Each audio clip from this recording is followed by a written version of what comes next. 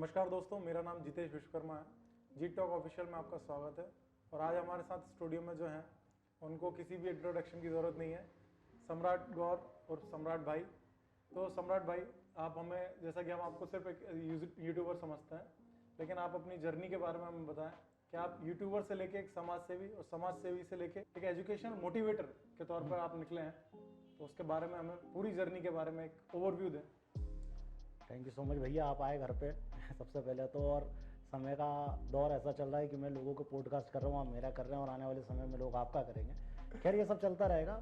Journey मैंने अपने internet के करियर में बहुत कम लोगों को बताई। और आप क्या मेरे से आज से नहीं जुड़े, कहीं मेरे ख्याल से 5, 7, 8 साल तो हो गया होगा, लगभग 10 साल से आप मेरे को जान रहे हैं। तो मेरे को लगता नहीं है कि आपको कोई बताने की ज़रूरत है, लेकिन फिर भी आपकी जो जनता देख रही है उसको बताना बनता है। जर्नी और वो चीज़ें बता रहा हूँ मैं आपको जो मैंने इंटरनेट पर कभी नहीं बताई। पढ़ाई मैंने केंद्रीय विद्यालय से करी है, स्कूलिंग मेरी वहाँ से हुई है। रायसेन के कॉलेज से मैंने इंजीनियरिंग की पढ़ाई की और मैं ड्रॉप आउट हूँ इंजीनियरिंग से, छोड़ दिया था मैंने। ड्रॉप आउट के बाद एक्चुअली हुआ क्या था, मेरी ब्रांच थी सिविल, जो मेरे को करना नहीं था। मेरा इंटरेस्ट थोड़ा मैकेनिकल, इलेक्ट्रिकल, इन सब ब्रांच में था। पर घर वालों ने बोला कि ट्राई करो, सिविल में फ्यूचर है, और उस टाइम था फ्यूचर, नो डाउट लोग बन रहे थे। तो सिविल ली और बीच में नहीं हो पाया, नहीं पढ़ पाया, तो मैं छोड़ दिया फिर। उसके बाद घर के, ठीक है, घर वाले शुरू से ठीक रहे, लेकिन कुछ ऐसा समय किसी का भी बदल जाता है, हमारा भी बदला। क्राइसिस थे काफ़ी सारे, तो उस टाइम पढ़ाई छोड़ देना एक तरीके से मेरे को प्रेशर ही था। तो मैंने सोचा कुछ ऐसा करते हैं कि थोड़ा फैमिली को भी सपोर्ट कर सके। तो एक ऑफिस था यहाँ पे PWD पे, वहाँ पे मेरी मामा की फ़ोटोकॉपी की मशीन लगी हुई थी, फ़ोटोकॉपी करते थे वो। तो उधर मशीन लगी थी, तो मामा ने मुझे ऑफ़र किया था कि इस मशीन को तू चला ले। तो मैंने उधर जाके ऑफिस में जाके मशीन का काम सीखा, मैंने वहाँ काम शुरू करा। और फिर क्या हुआ, मुझे पता चला एक प्रॉब्लम होती है ऑफिसों में कि जहाँ मशीनें लगती हैं वो ख़राब भी बहुत होती हैं, और जो व्यक्ति बाहर से आता है उसे अच्छा पैसा मिलता है। तो फिर मैंने भोपाल में एक जगह पे मशीन सुधारने का काम सीखा, और उसके बाद मैंने कई ऑफिसों में मशीनें सुधारी। मेरी शॉप भी थी, और मैं ये सब इतना डिस्क्लोज नहीं करूँगा क्या था क्या नहीं था, सबको पता है। खैर, अगर आपने देखी हो तो वो शॉप भी देखी होगी मेरी। इसके बाद फिर मुझे रियलाइज़ होने लगा 1-1.5 साल बाद कि यार इससे मैं उतना लंबा नहीं जा पाऊंगा जितना जाना चाहिए। फिर मैंने सोचा कि चलो अब थोड़ा और ट्राई करते हैं। तो मैंने कोचिंग करी SSC की, और कोचिंग के लिए मैं जाता था भोपाल। और पैसे के क्राइसिस थे, तो मैं साथ में एक जॉब भी करता था कॉल सेंटर में। उस टाइम पे जो मानसरोवर है वहाँ पे कॉल सेंटर हुआ करता था रिलायंस वालों का, उसमें मैं काम करता था। उस टाइम रिलायंस की सिम चला करती, जियो नहीं आई थी। तो वहाँ मैंने किया, और फिर 6 महीने 5 महीने किया। तो मेरी बोलने का जो अच्छा होता है, टोन बहुत, कॉल सेंटर में भले लोग बुराई करें, लेकिन एक चीज़ मैंने जो सीखी, आदमी बोलना सीख जाता है। हालांकि मेरी स्थिति वैसी थी कि मैं, अगर कोई मुझे नींद में उठाते तब भी मैं यही बोलता था, नमस्कार, मैं सम्राट गौर, आपकी किस प्रकार सहायता कर सकता हूँ। उसमें साथ ही साथ मेरे को एक थोड़ा सा क्रेज था एक्टिंग का, तो मैंने रावण थिएटर से एक्टिंग सीखी। एक्टिंग का मेरा 5 महीने का रहा, और 1 महीना और अगर मैं कर लेता शायद मेरा कोर्स भी कंप्लीट हो जाता था, लेकिन ठीक है, मैंने वहाँ से एक्टिंग सीखी। जब मैं अप डाउन किया करता तब मुझे कोइंसिडेंटली वीडियो दिखी भुवन बम की अपने फ़ोन में, और उस टाइम मेरे पास एक छोटा सा फ़ोन था माइक्रोमैक्स का, टच आए थे उस टाइम, टच रखने का बड़ा शौक था। तो उसमें मैंने बीबी की वीडियो देखी, और मुझे एकदम अजीब इरिटेटिंग लगी कि यार ये क्या बना रहा है, क्योंकि एक नॉर्मल इंसान जो उस जोनर से नहीं आता उसे ऐसे कंटेंट नहीं समझ आते हैं।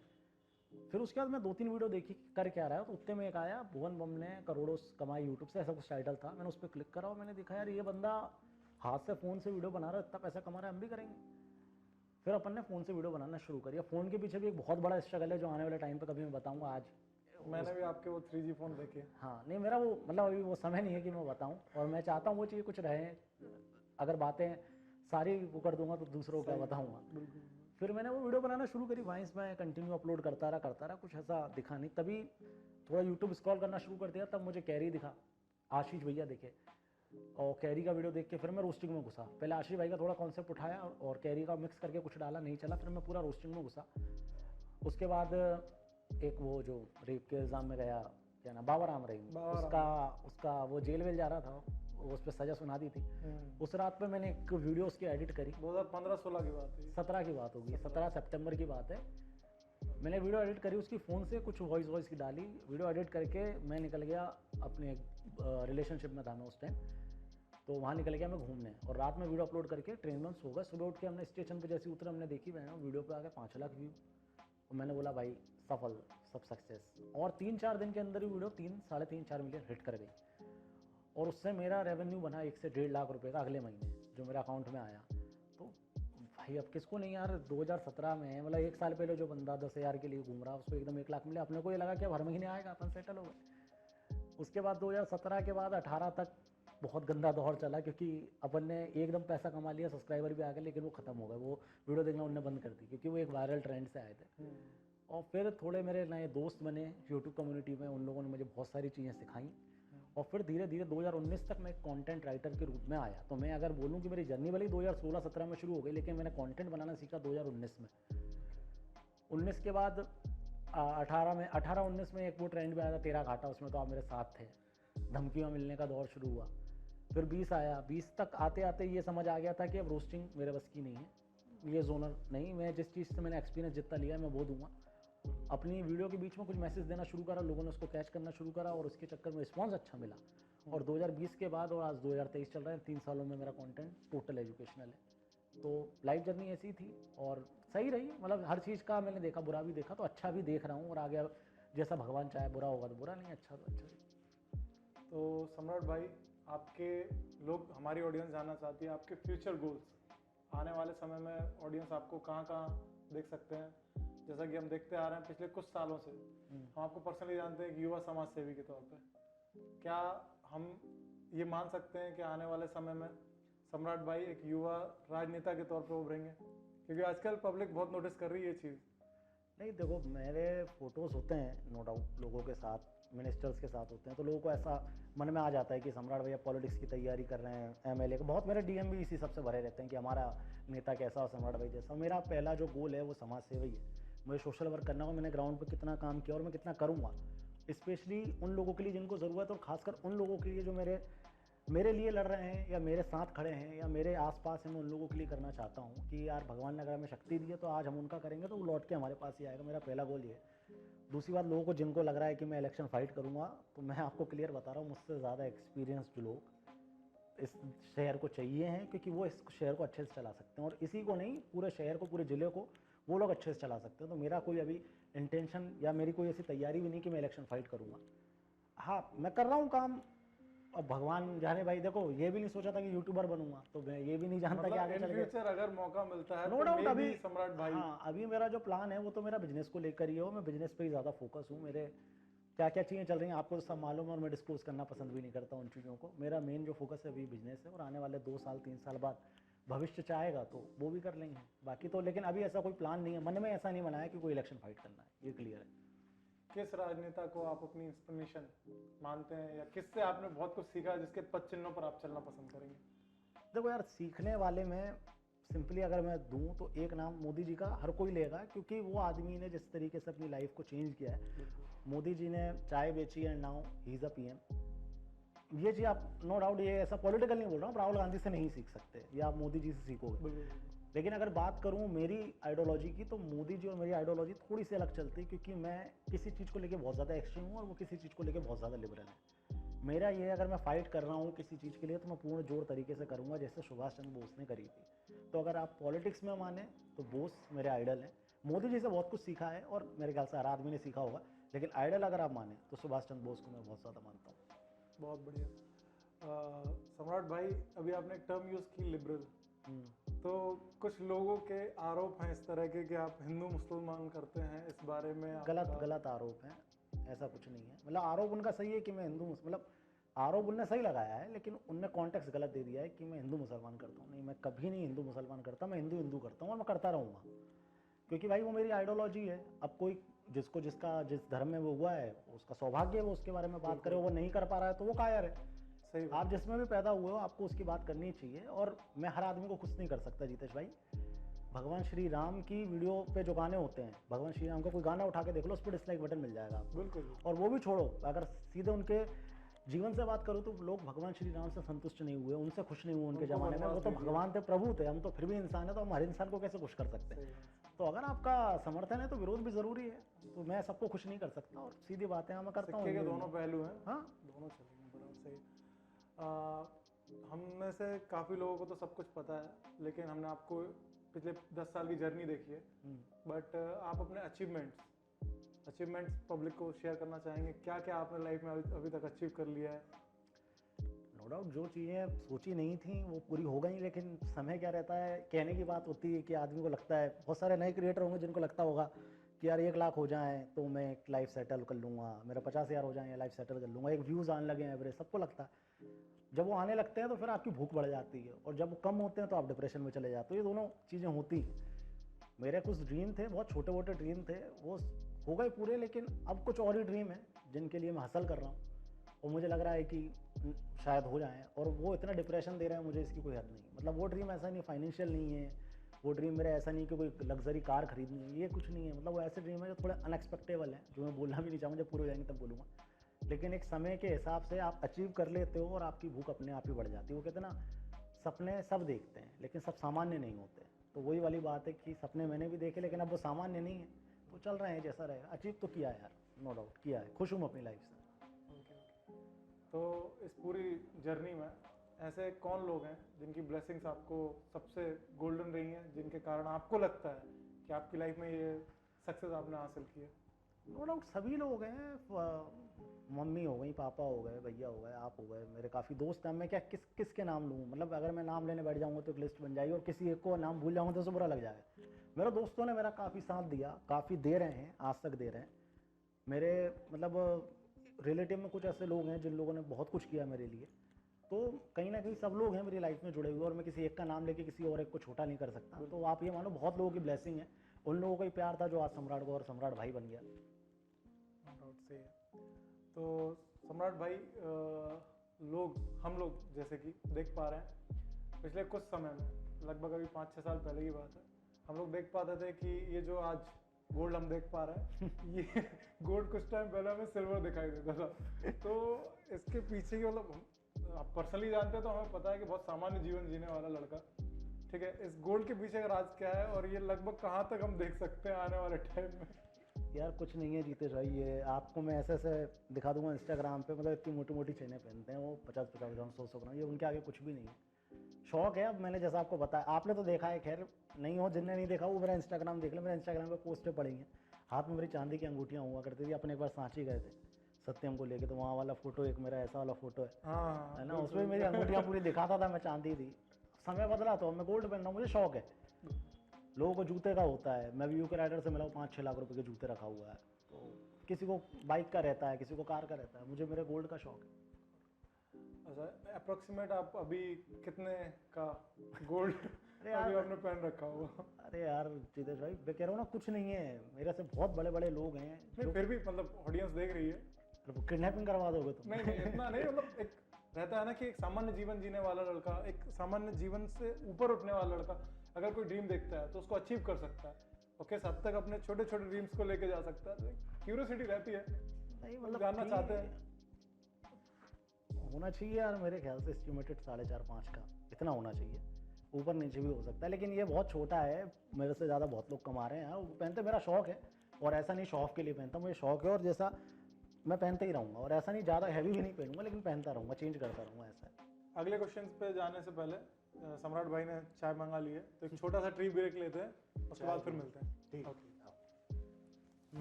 तो सम्राट भाई, आपके आइडियल कौन है जिनसे इंस्पायर होकर आपको लगता है कि आप एक छोटी जगह से निकल के भी आने वाले टाइम में काफ़ी लोगों को एक्सप्लोर कर सकते हैं और काफ़ी लोगों को लीड कर सकते हैं?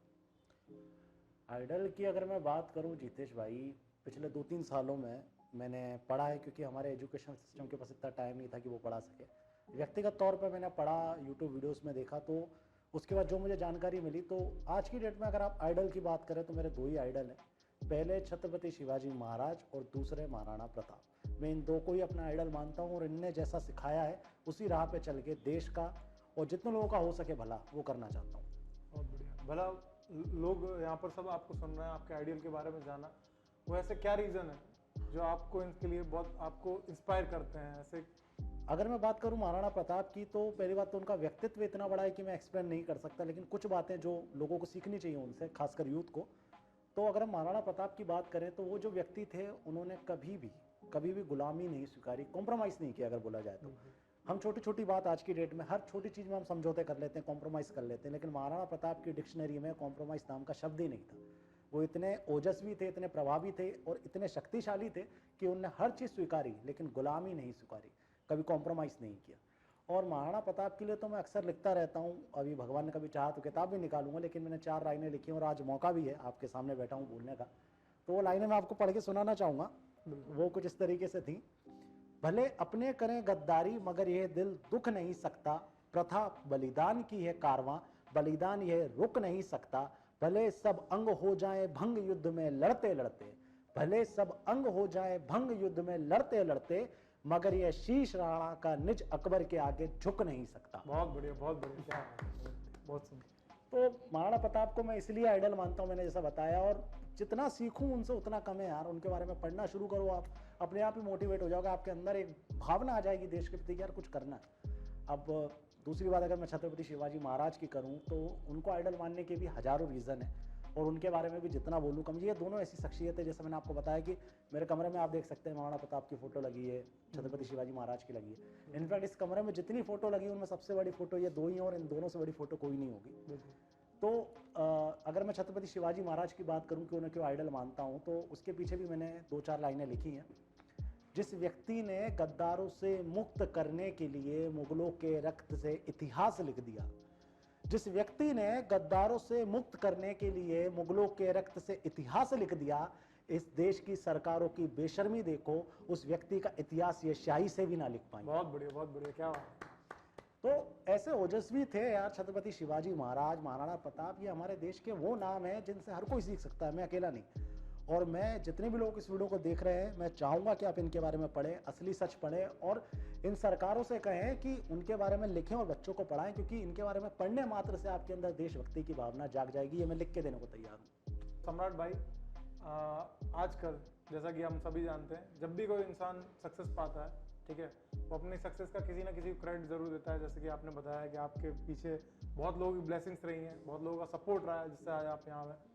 बट हर इंसान जो सक्सेस होता है, लोग क्रेडिट लेने से पीछे नहीं हटते। कुछ लोग गॉड फादर बन के सामने आने लगते हैं। तो अगर मैं कहूँ सम्राट भाई का गॉड फादर कौन है, या फिर वो जैक कौन है जिसने सम्राट भाई को फर्श से लेके अर्श तक पहुंचा दिया, तो आप इस बारे में क्या कहेंगे? कौन है आपका गॉड फादर? मेरा गॉड फादर का पता नहीं, मेरे फादर एक ही हैं जो ऊपर है, मेरे बॉस है ना। तो मेरा गॉड फादर कोई कहा नहीं जा सकता। कृपा बोल सकते, किसी की कृपा रही तो कृपा शंभू महाकाल की रही, उनको मैं बहुत ज़्यादा मानता हूँ। और देखिए क्या रहता है, साथ सबका रहता है, लेकिन आप किसी को ये नहीं कह सकते कि मैं तेरा गॉड फादर हूँ, तेरे को लॉन्च करने वाला। मैं बॉलीवुड इंडस्ट्री से तो आया हूँ, ना कोई नेपोटिज्म का प्रोडक्ट हूँ, और मेरे पिछला जो इतिहास है आप खुद ले रहे हैं, आपसे अच्छा कौन जानेगा। और जो लोग मेरे से जुड़े हैं वो जानते हैं कि मेरा इतिहास क्या रहा है, मैंने किस लेवल से शुरुआत करी है, किस तरीके के स्ट्रगल देखे। बिल्कुल। तो मेरा कोई व्यक्तिगत तौर पे कोई गॉड फादर नहीं है, और जो कहता भी है वो मूर्ख भरी बात है। मेरा स्वभाव इतना सरल है कि मैं लड़ने नहीं चाहता किसी से। लेकिन अगर कोई कहता है तो बहुत अच्छी बात है, शौक है, लोग कह सकते हैं, खुश हो सकते हैं। लेकिन मेरा कोई व्यक्तिगत लेकिन ये बात मैं आपको क्लियरली बताना चाहूँगा, मेरा कोई गॉड फादर नहीं है। हालांकि हाँ, इसी बात पे एक लाइन और, खैर आज बहुत ज़्यादा शेर व शायरी हो रही है। नहीं, हो जाए, मज़ा आ रहा। एक लाइन और मैंने लिखी थी आज से कुछ दिन पहले, ना कि किसी की गुलामी ना कोई सरदार है मेरा, ना कि किसी की गुलामी ना कोई सरदार है मेरा, मेरी मेहनत से चमका है सुनो ये किरदार है मेरा। बहुत बढ़िया, बहुत बढ़िया, क्या बात। आज तो शेर व शायरी होती है। तो यही है, मैंने भैया जो सीखा है करा है वो अपने दम पे करा है। कोई अगर क्रेडिट लेने आता है तो उसकी मूर्खता है, और ऐसे मूर्ख लोगों का आप भी एंजॉय कीजिए, आप भी कीजिए। बाकी जो है भाई, सबको पता है किसने किससे किया और कितनी मेहनत मैंने की, वो मैं जानता हूँ। तो सम्राट भाई, ये तो आपके निजी जीवन के बारे में काफ़ी आपने बताया, अपनी स्ट्रगल के बारे में, अपने अचीवमेंट्स के बारे में, अपने अपकमिंग फ्यूचर गोल्स के बारे में।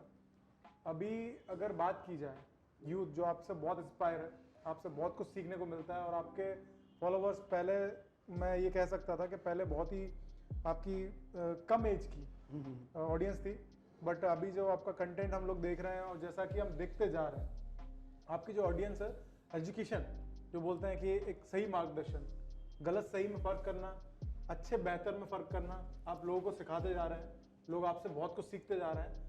तो वैसे में हम देख पा रहे हैं कि डे बाय डे आप इम्प्रूव होते जा रहे हैं, आप लोगों को इम्प्रूव करते जा रहे हैं। तो अगर कोई भी इंसान, जैसे कि कैरियर वाइज अगर बात करें, तो आप कहाँ से चले थे, आज कहाँ हैं? अगर बात की जाए कि इनकम की, तो सम्राट भाई पहले से और अभी में लाइफस्टाइल में सब दिखता है, वो ठीक है, बट फिर भी ऑडियंस और युवा क्योंकि बहुत जुड़े हुए हैं, वो करियर हर जगह देखते हैं। तो उस हिसाब से आपने यूट्यूब से और आज जहाँ पर आप हैं, तो आपकी क्या इनकम है, मतलब एक चीज़ मैं आपको बताना चाहूँगा इनकम से रिलेटेड ही, कोई भी व्यक्ति अगर यूट्यूब करना चाहता है तो पहली सलाह है करो तो सीरियस होकर करो। मैं हर बार हर आदमी को समझाता हूँ जो व्यक्तिगत तौर पे मिलता है, क्या रहता है तुम आईएएस की तैयारी, नो डाउट जॉब से बड़ी सिक्योरिटी कुछ नहीं होती, लेकिन फिर भी अगर तुम आईएएस की तैयारी करते हो या तुम कोई भी प्राइवेट जॉब की तैयारी करते हो तो अपनी लाइफ के 2 से 3 साल उसे देते हो डेडिकेशन के साथ। और यूट्यूब में तुम ये चाहते हो तुमने कल वीडियो अपलोड करी परसों तुम वायरल हो जाए, ऐसा नहीं। डेडिकेशन के साथ काम करोगे तो पैसा भी कमाओगे, नाम भी कमाओगे। तो अगर काम कर रहे हो यूट्यूब पे तो सीरियस होकर काम करो। और हर यूट्यूबर जो आज की डेट में यहाँ बना बैठा है, कोई भी हो A to Z, 1 million 5 million 10 million वाला कोई भी बंदा हो, उसने अपनी ज़िंदगी में मेहनत बहुत करी है और उसने इसको फुल टाइम दिया, इसलिए आज पूरा का पूरा समय उसका है। तो आप समझ जाइए पहले इस चीज़ को कि अगर कोई करना भी चाहता है तो पूरी डेडिकेशन के साथ करे। ऐसा नहीं कि यार यूट्यूब है हलवा है कर लेगा, पैसा दे रहा है ना। बिजनेस आप बताओ, बिजनेस भी करने जाओगे तो कितना इन्वेस्ट करो, कम से कम 4 से 5 लाख रुपए से नीचे आपका बिजनेस नहीं होगा। बहुत आराम से। और समय भी मेरे ख्याल से आप 2 से 3 साल एक्सपेक्ट करके चलो कि इतने मेहनत में करूँगा, लगता ही है हाँ। इतना समय सेटअप, इतना समय आप काम करोगे उसके बाद आपका बिजनेस चलेगा नहीं चलेगा वो भी भविष्य के गर्भ में। तो भैया जब अगर करना ही है पैसा यहाँ भी पैसा है, ऐसा नहीं है। पैसे की अगर आप बात कर रहे हैं तो मतलब मैं ऐसा खुल के नहीं बता सकता, लेकिन ऐसा है कि कहीं खर्च करने से पहले सोचना नहीं पड़ेगा किसी भी जगह पे। बढ़िया लाइफ जी रहा हूँ, लेकिन फिर भी एक ऑन एन एवरेज एक यार ठीक है चल रहा है यार भैया। मैं कैसे बताऊँ, मतलब लाइक होता है लोगों का कि फ्लाइट में घूमना है, ये करना है वो करना है। एक तो मेरी आदत आप पूछ रहे दिखावे की नहीं है बिल्कुल। हाँ, सम्राट भाई जितना जितना लाइफस्टाइल लोगों को दिखाते हैं उससे काफी ज्यादा छुपाते हैं। तो आज फिर भी मैं बहुत ज्यादा एक्सपोज कर रहा हूँ उन्हें। नहीं देखो एक बात और है जितेश भाई, आप मेरे साथ ज़्यादा ट्रैवल नहीं करें, मेरे दोस्त ट्रैवल किए हैं, वो सबको पता है कि मैं फ्लाइट से ज़्यादा ट्रेन में ट्रैवल करना पसंद कर सकता हूँ। मतलब मेरे को ऐसा नहीं कि मैं फ्लाइट अचीव नहीं वो नहीं कर सकता, अफोर्ड नहीं कर सकता, डेफिनेटली कर सकता हूँ। लेकिन मेरा शौक है ट्रेन में ट्रैवल करने का, मुझे अच्छा लगता है, मैं बाय रोड नहीं करता। लेकिन एक बात है, अगर मैं फ्लाइट भी करना चाहूँ तो मेरे लिए एक्सपेंसिव नहीं है, मैं अच्छी ट्रेन भी करना चाहूँ तो मेरे लिए एक्सपेंसिव नहीं है, और मैं 4 लोगों के साथ भी जाना चाहूँ तो भी मेरे लिए एक्सपेंसिव नहीं है। इतना मैं अर्न कर ले रहा हूँ। ये है कि एक आध अल्टो और मैं खरीद सकता हूँ भाई, लोग फॉर्च्यूनर खरीद रहे हैं। के पास ऑलरेडी 2 कारें हैं। हाँ नहीं मतलब है इतना खरीद सकता हूँ, ये है। और ठीक है, यूट्यूब इनकम की बात करें तो लिमिटेड ही है, बाकी बिजनेस आपको पता है। आने वाले टाइम पे जनता को भी पता चलेंगे, ऐसा नहीं है। बहुत चीज़ों में अपन काम कर रहे हैं, जो होगा देखा जाएगा। बहुत कुछ। तो सम्राट भाई जैसा कि हम देख पा रहे हैं कि पिछले कुछ सालों में आपने अपना रोस्टिंग से करियर एजुकेशनल वीडियोस पे कर दिया, और जैसा कि हम पर्सनली जानते हैं आप लॉ भी कर रहे हैं, ठीक है। तो फैक्ट की बात करना यहाँ बहुत ज़रूरत है, क्योंकि यूथ को अवेयर करना, ठीक है। आज के टाइम पे बहुत ज़्यादा गलत वे हैं जहाँ यूथ भटक जाती है, वैसे में उन्हें सही रास्ता दिखाना। तो आपको क्या लगता है, आप एक साइड बाय साइड यूट्यूब के थ्रू आप एक जर्नलिस्ट का काम कर रहे हैं, वो कौन जर्नलिस्ट है जिनसे आप बहुत इंस्पायर हैं या जिनको देख के आपको लगता है कि इन जैसा एक आइडियल जर्नलिस्ट आपके हिसाब से? देखो अगर मैं मेन मीडिया की बात करूँ तो कोई भी नहीं, एक थे रोहित सरदाना जी, उनको मैं बहुत एडमायर करता था। और ऐसा नहीं है कि उनके जाने के बाद के मेरी पुरानी वीडियोस कोई भी देखेगा तो उसमें पता चल जाएगा, मैंने कई बार सरदाना जी की तारीफ करी है, कभी उनका मजाक नहीं उड़ा और बहुत उनको मानता था। और सरदाना जी के साथ एक व्यक्ति और है सुरेश चौहान के, हालांकि जल्दी मेरी शायद उनसे मुलाकात भी हो जाए, लेकिन उनको भी मैं बहुत मानता हूँ। मतलब ऐसा है कि जर्नलिज्म करना है तो उनकी तरह करो, बेबाकी से करो, छाती ठोक के करो, अपनी विंग डिसाइड करके रखो, जिस विंग के हो उसको खुला सपोर्ट करो। ये मंकी जंपिंग नहीं है यार कि मैं इधर भी हूँ उधर भी हूँ, मतलब अगर हाँ पार्टी अगर ऐसा कर रही है तो सही, अगर वो वैसा नहीं कर रही है तो गलत। और ये पठान वाली नौटंकी के टाइम आपने देखा ही होगा। तो मैं वैसा नहीं, जो स्टैंड क्लियर है वो क्लियर है। तो मैं सुरेश चौहान के जी और रोहित सरदाना जी, इन दोनों को अपना मानता हूँ, इनको एडमायर करता हूँ और इनसे बहुत कुछ सीखने मिल रहा है। बहुत बढ़िया। तो सम्राट भाई एक आखिरी क्वेश्चन, ठीक है, काफ़ी कुछ जान लिया आपके बारे में, बहुत आज बहुत लोगों को, यूथ को, जो लोग आपको पर्सनली जानना चाहते थे, क्योंकि जहाँ तक हम देख पाते हैं यूट्यूब पे आपकी कुछ ज़्यादा वीडियोस नहीं है पर्सनल इंटरव्यू की। मेरे ख्याल से 1 या 2 ही वीडियो मैंने देखी हैं अभी तक। एक तो उसमें आप ही थे जो मैं 4-5 साल पहले दी थी, कम से कम 5 साल। हाँ वो 4-5 साल, हाँ हो गया होगा टाइम। पहले उसमें तो आप ही थे मेरे साथ, मतलब वो कैमरे में आप ही खड़े थे माइक वाइक लगा के। यार इंटरव्यू इसलिए नहीं देता भैया, देखो क्या रहता है ना, पहली बात तो मैं समय भी, आप खुद भी जानते हैं समय बहुत कम, मैं अपनी वीडियो नहीं डाल पाता यार। और उसमें क्या रहता है ना, बेसिकली इंटरव्यू देने के लिए वैसा मन भी हो। मेरे आधे टाइम तो मैं डिप्रेशन में रहता हूँ अपने बिजनेस के चक्कर में, ठीक है। और जो समय अपना फ्री रहता है उसमें मुझे बहुत लोगों से मिलना होता है। अब जैसे आप भी कितने मेरे को 10-15 दिन से बोल रहे हो कि कर कर कर, और जब आपने डांटा तब जाके आज मैं बैठा हूँ, अदरवाइज आज भी नहीं हो पाता है। तो मेरा एक वो है कि थोड़ा मैं कोशिश करता हूँ जितना हो सके अपने आप को प्राइवेट रखूँ, लेकिन नहीं, अभी इतना है कि इस साल काफ़ी चीज़ें दूंगा, इंटरव्यू भी दूंगा, पीआर पे भी अपना ध्यान दूंगा, इस साल काफ़ी करूँगा। क्वेश्चन क्या था वो भूल गया मैं आपका। सम्राट भाई, यूथ के लिए क्या मैसेज आप डिलीवर करना चाहेंगे? काम करो यार, देखो यूथ के लिए सब चीज़ करती है भैया, देखो किसी से छुपा नहीं है, जो गलत आप काम कर रहे हो, नशे को लेके भी हो जाए, छोटी मोटी चीज़ें आप भी करते हो, मैं भी करता हूँ, बिल्कुल। लव, प्यार, गर्लफ्रेंड, बॉयफ्रेंड, ये सब चीज़ें सबकी लाइफ में है, ऐसा नहीं है आपकी लाइफ में नहीं है या नहीं थी, या मेरी लाइफ में नहीं है या नहीं होंगी, सबकी लाइफ में। लेकिन इससे पैरेलल हमको ये सोच के भी चलना है कि हमको अपनी लाइफ में कुछ करना है, और ये सिर्फ कुछ करने वाली बात ही अपने दिमाग में रखनी है।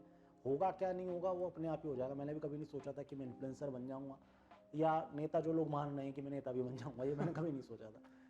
हालांकि पॉलिटिक्स में रुझान था, लेकिन एक समय आया, अपने आप चीज़ें स्थिर होती गई और बन गई। लेकिन उसके लिए मेरे दिमाग में एक चीज़ थी कि कुछ तो करना है, और जैसा बोला जाता है ना कि पैसा कमाना ज़रूरी है, तो एक अपनी लाइफ में एक टाइम तो ऐसा सोच लेना कि यार पैसा कमाना, चाहे कैसे भी कमाऊँ, कैसे भी इंसान, में गलत काम की नहीं कह रहा हूँ, कैसी भी मेहनत मुझे करनी पड़े, कुत्तों जैसी करनी पड़े, मेहनत करूँगा, लेकिन पैसा कमाऊँगा। क्योंकि मैंने कहीं ना कहीं सुना है, और जो कहीं ना कहीं मुझे मेरी लाइफ के एक्सपीरियंस से लगता भी है कि सही है, कि पैसा सब कुछ नहीं होता, पर पैसा बहुत कुछ होता है। ठीक है, तो वो बहुत कुछ के लिए आपको, जब तक आपकी जेब में ताकत नहीं है तब तक आप कुछ नहीं कर पाएंगे। तो मैसेज यही है मेरा सिंपली, किसी भी फील्ड में काम करो, सोशल मीडिया में करो, तुम अपनी दुकान खोलो, तुम पढ़ाई करो, लिखाई करो, डेडिकेशन के साथ कर रहे हो, ठीक है करो। देखो हर चीज़, जो चीज़ तुम कर रहे हो प्राइवेटली, वो हर आदमी करता है, तुम अकेले नहीं हो, तो इसमें डिप्रेशन होने की ज़रूरत नहीं। बस अपनी लाइफ में एक चीज़ सोच के चलना है कि कुछ ना कुछ तो करना है, और वो कुछ ना कुछ समय के हिसाब से अपने आप बना देगा आपको, और बन जाओगे। इनने भी कभी नहीं सोचा हुआ है ऐसा, अपन क्या इंटरव्यू करेंगे या आप यूट्यूबर बनोगे, बिल्कुल।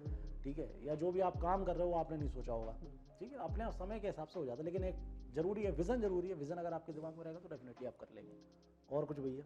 बस बहुत अच्छा लगा आपसे बात करके। इतनी सेवा काफ़ी है। इतनी सेवा काफ़ी है, पब्लिक को बहुत कंटेंट मिल गया आपके बारे में। मेरे ख्याल से आपका तीसरा या चौथा ही इंटरव्यू रहा होगा। पब्लिक बहुत बेसब्री से जानना चाहती दूसरा ही रहा होगा, तीसरा भी नहीं, दूसरा होगा, और दोनों ही विदिशा वालों को दिया है मैंने, तो बायस्ड हूँ देखो मैं अपने शहर के लिए।